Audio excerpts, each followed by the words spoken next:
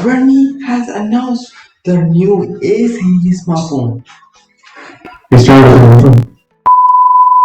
Hi everyone, welcome to Tech and Science. Today's video of the Redmi A1 from Xiaomi. The general brand is Redmi model is A1, pricing is 6,100 which is 6,500, which is a budget smartphone for 2022.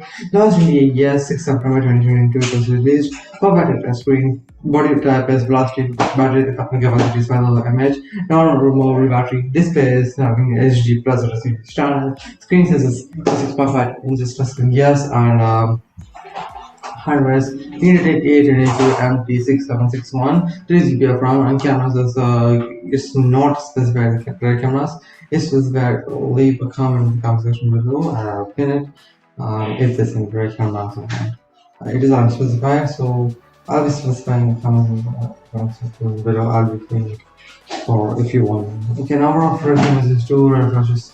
One yes, and front cameras also not given, so there also will be clarified in the comment section below. So yeah, Android 12 is the operating system and Wi-Fi yes, and that's all the exceeding review of this phone. You see again the graphics right here, the phone which is running A1.